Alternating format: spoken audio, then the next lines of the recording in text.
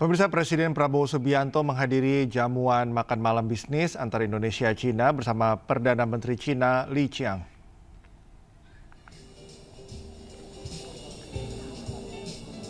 Jamuan ini juga dihadiri Kadin Indonesia sebagai mitra strategis dan wadah kegiatan investasi dan ekonomi Indonesia.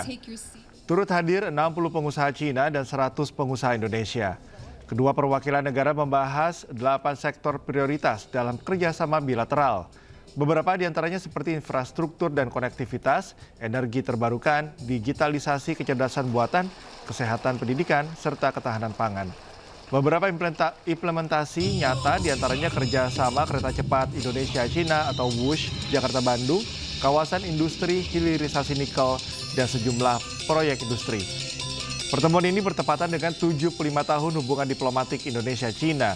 Sementara bagi Prabowo, Cina menjadi negara yang berkesan karena negara pertama yang dikunjungi saat terpilih sebagai presiden.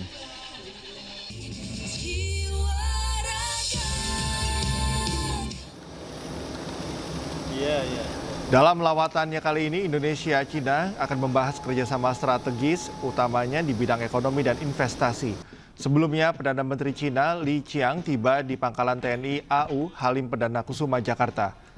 Perdana Menteri Cina disambut langsung oleh Menteri Investasi Rosan Ruslani.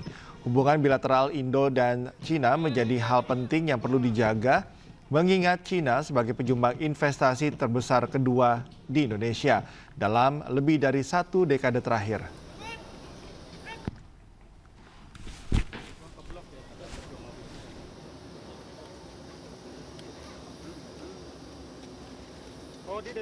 Presiden RI Prabowo Subianto menyebut hubungan Indonesia dan Cina telah terjalin sejak ratusan tahun.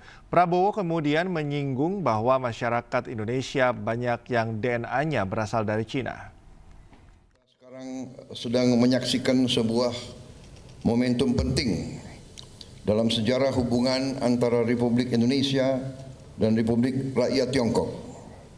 Dua bangsa besar yang telah menjalin persahabatan dan perdagangan selama ratusan tahun.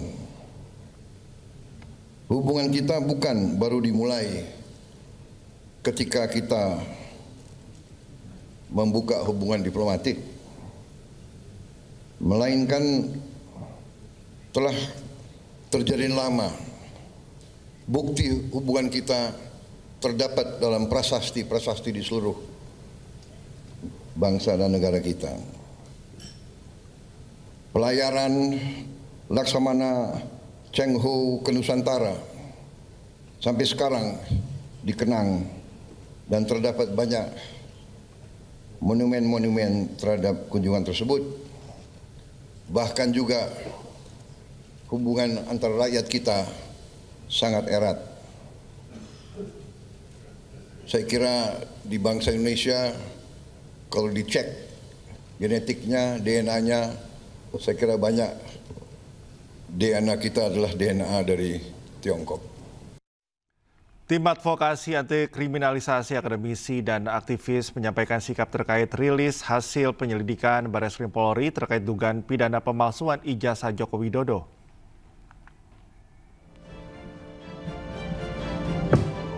Mereka menilai tahapan, proses, dan prosedur penyelidikan perkara dugaan pidana pemalsuan ijazah Joko Widodo dilaksanakan secara tidak transparan, tidak kredibel, dan tidak akuntabel. Mereka meminta polisi membuka kembali penyidikan berdasarkan putusan pra-peradilan dan menindaklanjuti perkara yang menjadi perhatian masyarakat. Tim advokasi juga meminta pelaksanaan gelar perkara khusus wajib mengundang fungsi pengawasan dan fungsi hukum Polri serta ahli. Pakar telematika Roy Suryo menyatakan tetap ragu dengan keaslian ijazah Jokowi lantaran belum pernah diperlihatkan ke publik. Bahwa tahapan, proses, dan prosedur penyelidikan perkara dugaan pidana pemalsuan ijazah saudara Joko Widodo dilaksanakan secara tidak transparan, sepihak, tanpa melibatkan peran serta masyarakat. Padahal penyelidikan perkara dugaan pidana pemalsuan ijazah saudara Joko Widodo bermula dari adanya aduan masyarakat atau DUMAS yang dilakukan oleh Dr. Egy Sujana SHMSI dari tim pembela ulama dan aktivis atau TPUA. Kedua, bahwa pengumuman hasil penyelidikan perkara dugaan pidana pemalsuan ijazah saudara Joko Widodo yang pada pokoknya menyatakan ijazah yang dimiliki saudara Joko Widodo identik dan penyelidikan perkara dugaan tidak pidana pemalsuan ijazah saudara Joko Widodo dihentikan tidak sesuai dengan tahapan, proses, dan prosedur penanganan perkara pidana dengan pendekatan Scientific Crime Investigation atau SCI yang selama ini menjadi acuan Kapolri Jenderal Pol Listio Sigit Prabowo dalam menangani sejumlah perkara yang menyita perhatian publik. Sementara itu, politisi Ali Mokhtar Ngabalin menyebut kasus ijazah Presiden ke-7 RI Joko Widodo merupakan proyek dengan anggaran sangat besar. Tenaga ahli kantor staf Presiden era Jokowi tersebut juga menyebut ada dalang di kasus ijazah palsu ini. Ini saya tahu siapa yang berteriak di sini kan saya tahu. Siapa itu? Ya di depan mata ini kan saya tahu. Oh si Anu dulu pernah datang sama saya. Kenapa Jokowi beginikan saya, Li? Oh ini saya tahu semua saya lihat. Kok bagaimana? Yang mumpung ditutup poin siapa itu? Jadi saya juga paham semua kan. Yang dibalik itu kalau yang muncul di media kan kita tahu. Nah yang dibalik itu makanya saya bilang tadi itu siapa? Orang-orang ini kan cuma dihitung dengan jari saja siapa gini. Hampir every day, setiap menit, setiap jam, setiap detik. Itu artinya berarti sebenarnya ada orang di balik mereka ini. Ini saya sudah tulis. Proyek ijazah palsu itu adalah proyek uang besar. Bertahun-tahun. Berapa tahun coba itu? Sejak berapa tahun? Ya. Masa nggak selesai? Masa nggak habis-habis?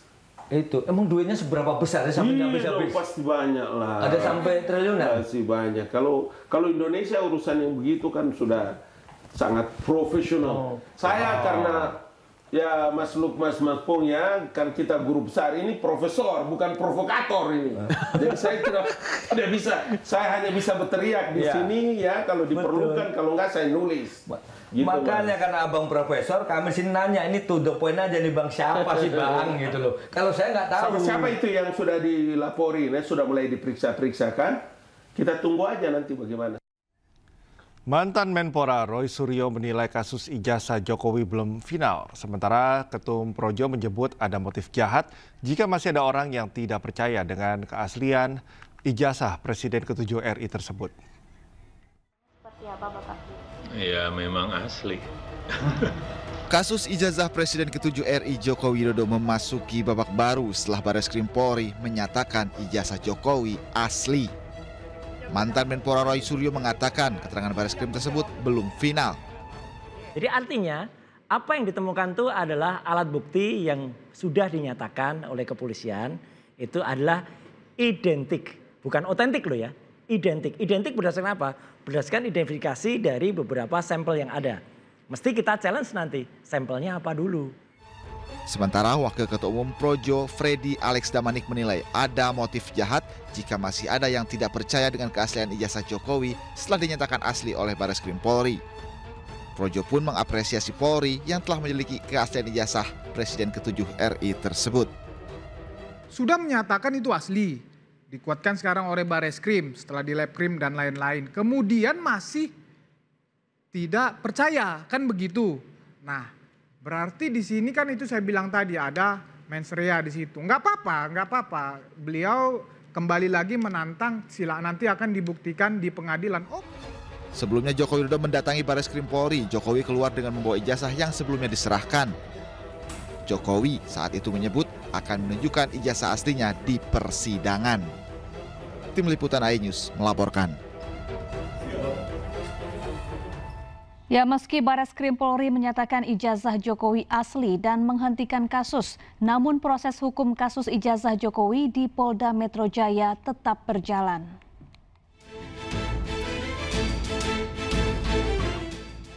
Polemik keaslian ijazah milik Joko Widodo memasuki babak baru. Bareskrim Mabes Polri telah menyatakan bahwa ijazah sarjana milik Jokowi dari Fakultas Kehutanan UGM adalah asli. Keaslian itu dibuktikan dari hasil uji laboratorium forensik dengan membandingkan ijazah Jokowi dengan teman kuliahnya. Yang diuji adalah semua ijazah asli, baik pembandingnya itu ijazah asli pada angkatan dan tahun yang sama seangkatan beliau, Pak Jokowi. Kita uji, kemudian dari 3 pembanding ini kita uji punya ijazah Bapak Jokowi. Yang tadi kami sampaikan bahwa yang diuji terkait beberapa hal yang sudah kita sampaikan, hasilnya identik. Meski demikian, proses hukum terkait ijazah yang dilaporkan Joko Widodo di Polda Metro Jaya tetap berjalan. Belum ada keinginan untuk mencabut laporan dari Joko Widodo. Jika kasusnya naik ke tahap penyidikan, maka bukan tidak mungkin akan ada tersangka yang ditetapkan. Ya, sejauh ini mengenai laporan yang kami ajukan di Polda Metro Jaya masih tetap berlanjut dan belum ada permintaan dari Pak Jokowi untuk mencabut atau menghentikan. Ya, pada intinya kami hanya menjalankan tugas pendampingan secara profesional. Di tengah banyaknya laporan terkait ijazah Joko Widodo, publik menanti akhir dari proses hukum yang saat ini tengah berjalan. Dari Jakarta, Tim Liputan iNews melaporkan. Sosok Kasmujo menjadi pertanyaan, bahkan ramai dibicarakan akhir-akhir ini. Jokowi menyatakan Kasmujo memang bukan dosen pembimbing skripsinya.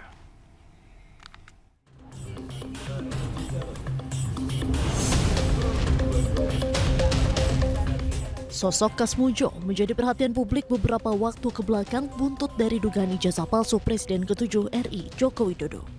Ia menjadi salah satu pihak yang digugat ke PN Sleman terkait polemik ijazah palsu. Joko Widodo pun angkat suara mengenai sosok Kasmujo. Ia mengungkap Kasmujo yang disebut selama ini memang bukan pembimbing skripsinya. Dirinya hanya pembimbing akademik saat masih berkuliah di Fakultas Kehutanan UGM Yogyakarta. Kepada media, Jokowi mengaku pembimbing skripsinya adalah Profesor Dr. Insinyur Ahmad Sumitro. Pak Kasmujo itu? Ya memang bukan pembimbing skripsi, Pak Kasmujo memang bukan pembimbing skripsi. Pembimbing skripsi saya itu adalah Profesor Dr. Insinyur Ahmad Sumitro. Nah, kalau Pak Kasmujo sendiri sebagai apa?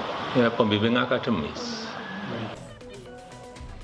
Sebelumnya Kasmujo ramai disebut dengan dosen pembimbing skripsi Jokowi semasa menimba ilmu di Fakultas Kehutanan Universitas Gadjah Mada. Kabar tersebut semakin santer terdengar usai Jokowi menyambangi kediaman Kasmujo beberapa waktu lalu. Dari Solo, Jawa Tengah, Septiantoro, iNews melaporkan. Ya, di tengah isu ijazah palsu, mantan Presiden Jokowi mengaku dahulu nama aslinya adalah Mulyono sebelum berganti nama menjadi Joko Widodo. Namun Jokowi membantah kabar ia juga punya nama Purwoko saat masih kecil.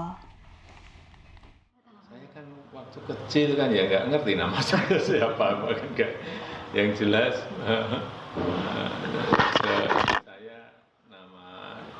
kecil saat itu Mulyono karena sakit-sakitan, itu pun diceritain oleh orang tua bahwa namanya dulu Mulyono, kemudian karena sakit-sakitan diganti menjadi Joko Widodo. Udah tahu saya. Umur berapa ini Pak?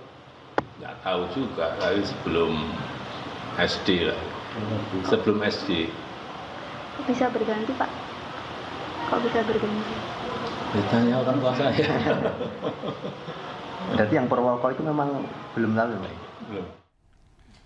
Kita ke informasi lain pemirsa, pasca banyaknya tumpukan sampah di TPA Galuga, Kabupaten Bogor, TPA Galuga akan dijadikan sumber energi listrik dari sampah. Hal tersebut agar sampah dapat bermanfaat untuk membantu masyarakat.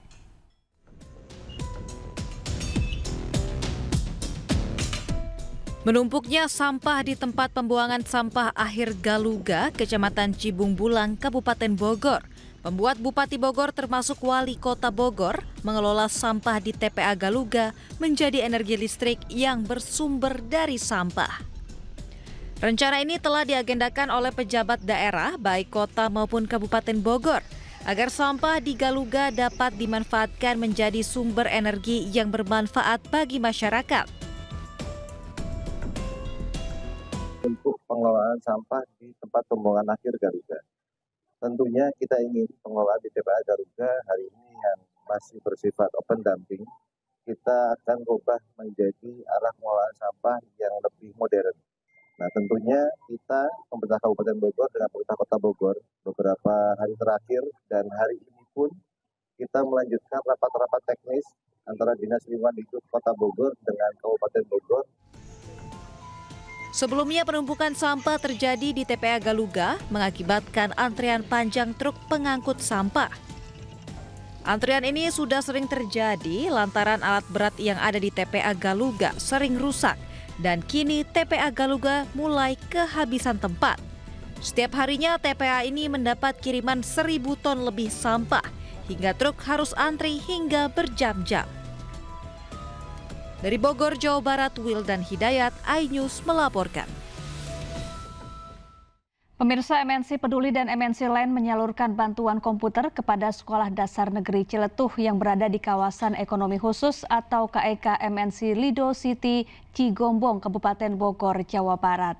Di lokasi, tim MNC Peduli dan MNC Land serta para guru juga mengajak anak-anak untuk turut serta melestarikan lingkungan dengan memanfaatkan limbah di sekitar sekolah.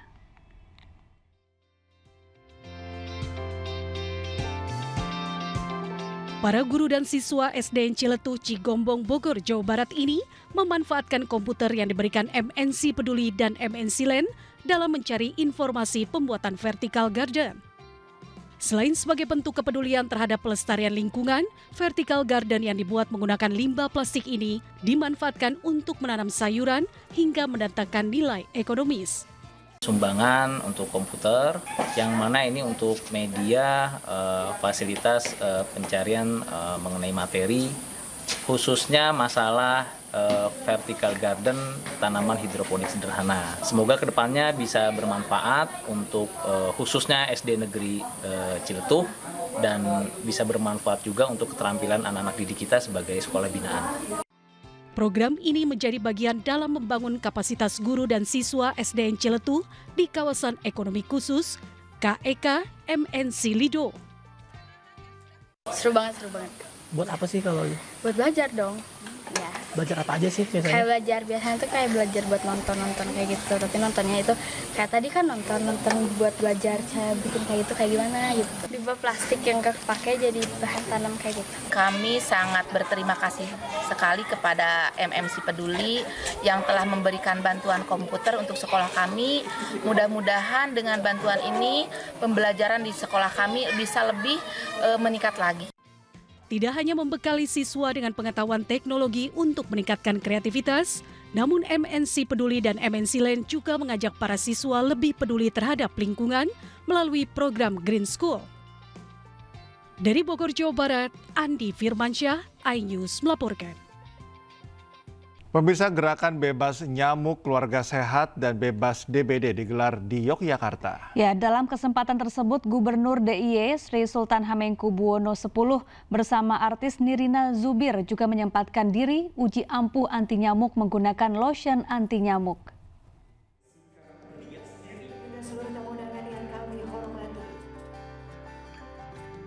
Kick-off gerakan bebas nyamuk, keluarga sehat dan bebas DBD yang digelar di sebuah hotel di Yogyakarta merupakan kolaborasi antara Enesis Group dengan Provinsi DIY.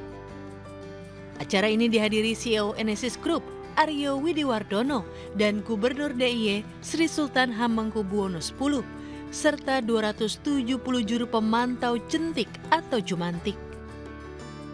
Dalam kesempatan itu, Gubernur DIY Sri Sultan Hamengkubuwono X bersama aktris Nirina Zubir menyempatkan diri uji ampuh anti nyamuk menggunakan produk Sovel. Bukan hanya untuk mencegah nyamuk itu tidak menggigit kita kan.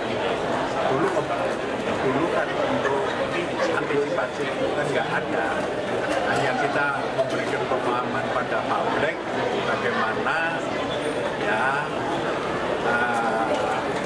nyamuk DB ini misalnya berkembang biaknya di air bersih.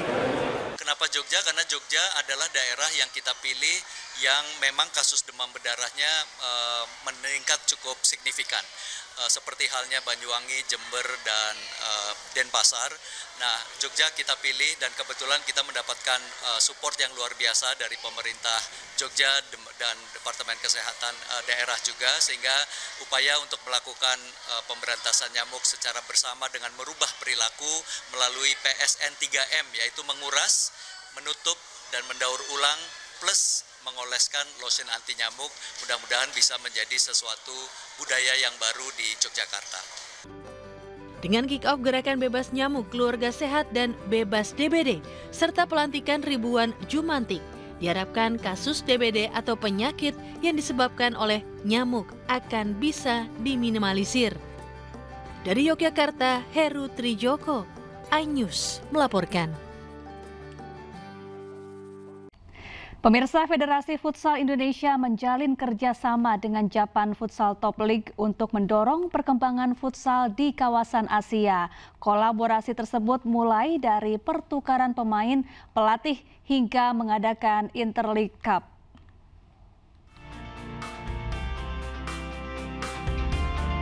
Federasi Futsal Indonesia menunjukkan keseriusannya dalam mengembangkan futsal. Salah satunya dengan bekerjasama dengan Japan Futsal Top League yang digelar di Tokyo, Jepang. Penandatanganan kerjasama dilakukan oleh Ketua Umum Federasi Futsal Indonesia, Michael Victor Sianipar, dengan Chairman F-League Daisuke Matsui. Kemitraan kedua negara top 10 futsal Asia ini untuk mendukung dan mendorong perkembangan futsal di kawasan Asia. Mulai dari pertukaran pemain, pelatih, dan kolaborasi kampanye sosial, berpartisipasi dalam turnamen piala yang diselenggarakan oleh masing-masing liga, untuk tim usia muda, tim utama, dan tim wanita, hingga menggelar Interleague Cup yang akan mendukung iklim olahraga futsal lebih baik lagi ke depan. Tim Liputan iNews melaporkan.